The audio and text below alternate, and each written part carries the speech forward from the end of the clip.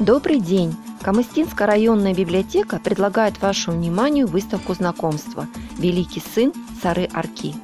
Касым Аманжолов, казахский поэт, новатор современности XX века, поэт военной поры, публицист, композитор, импровизатор. Аманжолов Касым родился 11 октября 1911 года в Каркаралинском районе Карагандинской области. Рано потерял родителей. В 1930 году окончил Семипалатинский зооветеринарный техникум, учился в Уральском педагогическом институте, Ленинградском институте лесного хозяйства, участник Великой Отечественной войны. Печатался с 1931 года.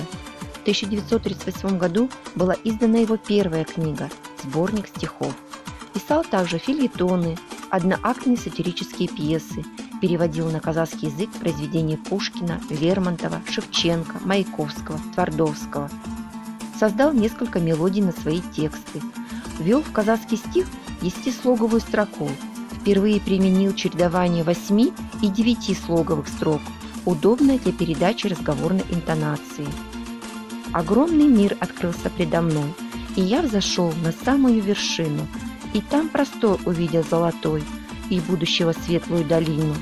Чего достиг упорный человек, увидел я с вершины величавой, и в будущее устремленный бег, Отечество, овеянное славой.